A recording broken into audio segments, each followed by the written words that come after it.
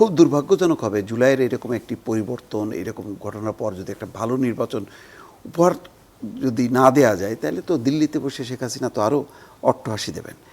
এই অট্টহাসিটা বন্ধ করাটা আমি জানি না যে মানে ক্ষমতাটা কি খুব গুরুত্বপূর্ণ হয়ে গেল কিনা, নাকি নির্বাচন, ভালো নির্বাচনটা গুরুত্বপূর্ণ, এটা রাজনৈতিক দলগুলোকে এনশিওর করতে হবে। কারণ এখন মনে রাখার দরকার যে এখন এমন একটা ব্যবস্থাপনায় নির্বাচনটা হচ্ছে, এই সরকারের কোনো রাজনৈতিক প্ল্যাটফর্ম নেই। রাজনৈতিক প্ল্যাটফর্মটা ওই বিএনপি, প্ল্যাটফর্মটা তার জামাত, এনসিপি, এরাই। তো ফলে এরা মিলে যদি কেওয়াজ করে, তো আলটিমেটলি গভর্নমেন্ট তো আর থাকে না। কারণ গভর্নমেন্টের তো নিজস্ব কোনো রাজনৈতিক কোনো এজেন্ডা নেই যে না আমি থাকবো। সে তো যখনই একটা ঘটনা ঘটে তখনই বলে যে ফেব্রুয়ারিতে কিন্তু নির্বাচন হবেই। মানে সে নিজেই ভয় পেয়ে যায় যে মনে হয় যেন নির্বাচনটা না আবার পিছায় যায়। সুতরাং এখন দেখি রাজনৈতিক দলগুলোর চেয়ে সরকার আরও বেশি মানে ভয়ভীতির মধ্যে থাকে যে নির্বাচনটার জন্য পিছানো যাবে না।